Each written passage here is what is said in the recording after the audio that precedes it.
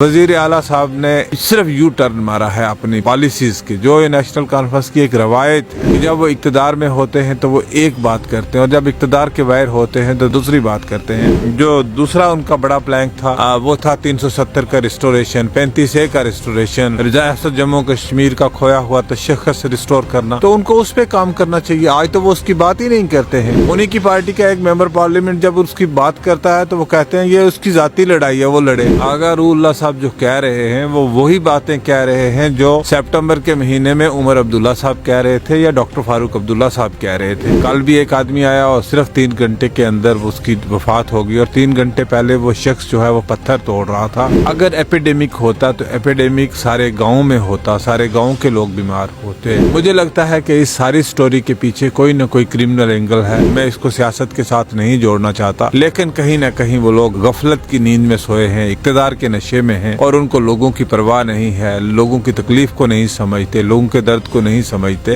देखिए बड़ी बदकिस्मती की बात है कि हेल्थ मिनिस्टर साहिबा वहाँ पे गई हैं, उनके साथ जो डिस्ट्रिक्ट के इंचार्ज मिनिस्टर थे वो भी वहाँ उनके साथ गए और वो डाक बंगलों तक रहे, मास्क पहन के डाक बंगलों में रहे और मास्क पहन के डाक बंगलों से वापस आ गए। 500 मीटर की दूरी पे वहाँ अस्पताल है, अस्पताल में तक नहीं गए। अफसोस का मुकाम है कि वो सिर्फ और सिर्फ इक्तदार को एंजॉय करना चाहते। अगर चेंज किसी के रवैये में या बात में आया है तो वो उमर साहब के और फारूक साहब के रवैये में है। देखिए बहुत दुख का मुकाम है ये कि बड़ाल गांव में जो कोटरंग का सब डिस्ट्रिक्ट का एक गांव है, हेडक्वार्टर से सिर्फ 15 किलोमीटर की दूरी पे है और वहाँ पे पिछले 45 दिन से 3 फैमिलीज इफेक्ट हुई हैं। पहले कुछ लोग मर गए एक फैमिली के, फिर दूसरी बार कुछ 15 दिन के बाद और मर गए और कल तीसरी बार 15 दिन के बाद 4 लोगों की और हलाकतें वहाँ पे हुई हैं। और बदकिस्मती ये है कि सरकार अभी तक इस वाक़े की तहकीकात करने में, ये लोगों की हलाकतें, इनकी अमवात कैसे वाक़ा हो रही हैं, इसमें अभी तक नाकाम है कि ये पता लगा सकें कि ये किस तरीके से इन लोगों की मौत जो है वो वाक़ा हो रही है। कल भी एक आदमी आया और सिर्फ 3 घंटे के अंदर उसकी वफात हो गई और 3 घंटे पहले वो शख्स जो है वो पत्थर तोड़ रहा था। और कोई भी बैक्टीरिया या वायरस जो है वो फैलने में वक्त लेता है और मुझे नहीं लगता है कि इतने जल्दी वक्त में बैक्टीरिया या वायरस ने इफ़ेक्ट किया हो। अगर एपिडेमिक होता तो एपिडेमिक सारे गांव में होता, सारे गांव के लोग बीमार होते। अगर वाटर बॉर्न डिजीज़ होती तो सारे गांव के लोगों को ऐसी बीमारी होती। और बदकिस्मती की ये बात है कि सरकार पिछले 45 दिन से कोई पता नहीं लगा पा रही है। मुझे लगता है कि इस सारी स्टोरी के पीछे कोई ना कोई क्रिमिनल एंगल है। कोई ना कोई एक फैमिली को टारगेट करता है, फिर कुछ दिनों के बाद दूसरी फैमिली टारगेट होती है और फिर तीसरी फैमिली टारगेट होती है। न जाने अल्लाह जानता है कि अब अगला नंबर किस फैमिली का और किस घर का है। सारा इलाका जो है वो एक मातम और शोक में फंसा हुआ है।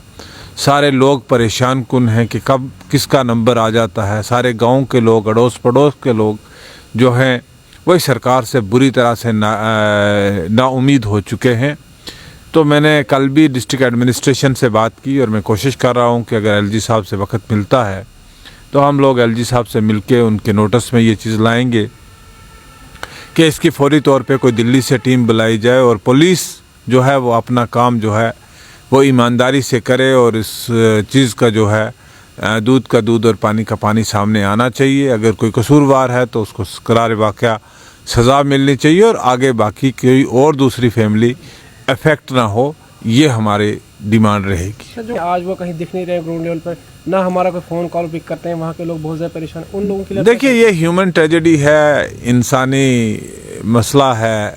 मैं इसको सियासत के साथ नहीं जोड़ना चाहता, लेकिन कहीं ना कहीं वो लोग गफलत की नींद में सोए हैं, इक्तदार के नशे में हैं और उनको लोगों की परवाह नहीं है, लोगों की तकलीफ़ को नहीं समझते, लोगों के दर्द को नहीं समझते। और लोगों ने बड़ी उम्मीदों के साथ उन लोगों को चुन के भेजा और बड़ी तादाद में लोगों ने उन लोगों को वोट दे के सरकार में भेजा। उनकी ज़िम्मेदारी बनती है कि वो अपना काम करें और हमारे लोगों का एक सपोर्टिंग फैक्टर हो सकता है, हमसे सपोर्ट लेनी चाहिए उनको अगर उनको ज़रूरत हो तो। बहरहाल बदकिस्मती ये है कि वो नदारद हैं, आवाम को नज़र नहीं आ रहे। देखिए बड़ी बदकिस्मती की बात है कि हेल्थ मिनिस्टर साहिबा वहाँ पे गई हैं उनके साथ जो डिस्ट्रिक्ट के इंचार्ज मिनिस्टर थे वो भी वहाँ उनके साथ गए और वो डाक बंगलों तक रहे, मास्क पहन के डाक बंगलों में रहे और मास्क पहन के डाक बंगलों से वापस आ गए।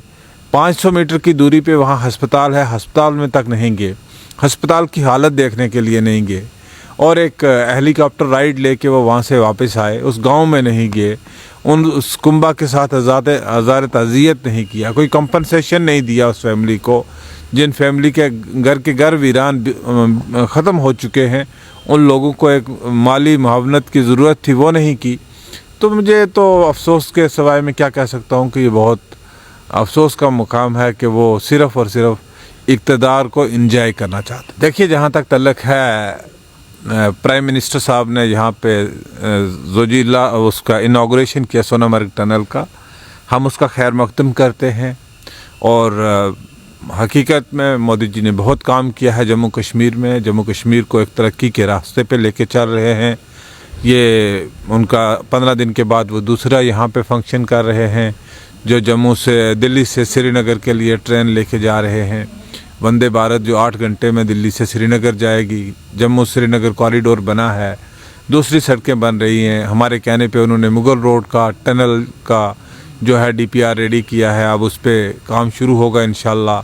जम्मू पुंछ रोड का अपने नियर कंप्लीशन पे है, जम्मू पुंछ रेलवे लाइन का उन्होंने हमारे साथ कमिटमेंट किया, ये उनकी अपनी कमिटमेंट है मोदी जी की, तो उसके लिए हम उनका खैर मकदम करते हैं। लेकिन मुझे बदकिस्मती की बात ये लगती है कि वज़ीर आला साहब ने एक स्टेटमेंट सिर्फ यू टर्न मारा है अपनी पॉलिसीज़ के, जो ये नेशनल कॉन्फ्रेंस की एक रवायत है कि जब वो इक़्तिदार में होते हैं तो वो एक बात करते हैं और जब इक़्तिदार के बाहर होते हैं तो दूसरी बात करते हैं। जब इलेक्शन का दौर था तो उस वक्त वो सिर्फ मिनॉरिटीज़ की बात करते थे, हिंदू मुसलमान की बात करते थे, मोदी जी को मुस्लिम कुश करार देते थे, अहमद शाह को मुस्लिम कुश करार देते थे। आज क्या हो गया कि आज उनको सारे दिल की गरमाइश जो उनकी है वो मोदी जी के लिए है, आज उनकी दिल की गरमाइश बीजेपी के लिए है। आज मुझे नहीं लगता है कि उनको ये जो अपना यू टर्न मारा है वो इंडिया ब्लॉक गठबंधन का एक बड़े इम्पोर्टेंट लीडर हैं और इंडिया गठबंधन के आज वो दूरियां पैदा करके NDA के करीब शायद कुछ लगता है, तो आना चाहें तो मुझे लगता है कि अच्छी बात है, आए वो इंडिया। लोग प्रोटेस्ट करने के वादे अभी तक पूरे नहीं हुए, खाली उनके जो स्टेटमेंट आते हैं वो काम कुछ नहीं हो रहा है। देखिए, उनने जिस प्लैंक पे इलेक्शन लड़ा, उन्होंने हिंदू मुस्लिम प्लैंक पे इलेक्शन लड़ा। उन्होंने कहा था कि बीजेपी जो है वो एंटी मिनॉरिटी है और वो मिनॉरिटीज़ को खा जाएगी और उन्होंने मिनॉरिटीज़ के ख़िलाफ़ इलेक्शन बोल के इलेक्शन लड़ा है। उसके बाद उन्होंने जो दूसरा उनका बड़ा प्लैंक था वो था 370 का रिस्टोरेशन, 35A का रिस्टोरेशन, रियासत जम्मू कश्मीर का खोया हुआ तशख़्ख़ुस रिस्टोर करना, तो उनको उस पर काम करना चाहिए। आज तो वो उसकी बात ही नहीं करते हैं। उन्हीं की पार्टी का एक मेंबर पार्लियामेंट जब उसकी बात करता है तो वो कहते हैं ये उसकी ज़ाती लड़ाई है, वो लड़े। अरे आप आज इक़्तिदार में 50 मेंबर लेके इसलिए बैठे हो कि आपने जो मुद्दा उठाया, जो इशू उठाए, उन इश्यूज़ पे बात करो। आप वो इशू नहीं उठाएंगे तो अगर आपका कोई MP वो इशू उठाता है तो मुझे लगता है कि आपको उसको सरपरस्ती करने के बजाय आप उसको दबाने की कोशिश करते हैं। आगा रूहुल्लाह साहब जो कह रहे हैं वो वही बातें कह रहे हैं जो सितंबर के महीने में उमर अब्दुल्ला साहब कह रहे थे या डॉक्टर फारूक अब्दुल्ला साहब कह रहे थे। वही बातें तो आगा रूहुल्लाह साहब आज कह रहे हैं। उसमें क्या नया है? उसमें तो कुछ भी नया नहीं है। हाँ, अगर चेंज किसी के रवैये में या बात में आया है तो वो उमर साहब के और फारूक साहब के रवैये में है। वो आगा रूहुल्लाह साहब अपने स्टैंड पे कायम है, जो उनकी पार्टी का बेसिक आइडियालॉजी है, उस बेसिक आइडियालॉजी पे रूहुल्लाह साहब ही कायम है।